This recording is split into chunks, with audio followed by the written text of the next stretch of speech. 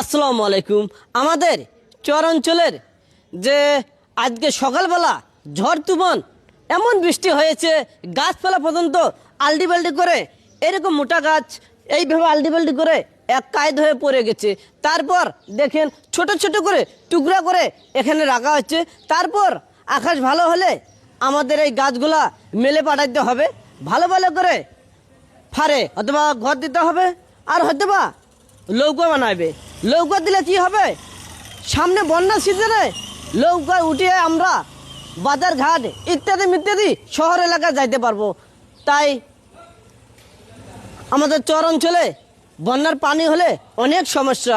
আর একটা সমস্যা না বললে নাই, এই যে আমি ভিডিও বানাচ্ছি কষ্ট করে, এই যে কারেন্ট নাই নেটওয়ার্ক, কোনো 4G নেটওয়ার্ক এখানে দিতে পারে না। তাই আমি অতি তাড়াতাড়ি চাই নেটওয়ার্ক কোম্পানিকে আপনারা আমার নারায়ণপুর ইউনিয়নে চারিদিকে শুধু 4G নেটওয়ার্ক দেওয়ার জন্য ব্যবস্থা করুন। ধন্যবাদ।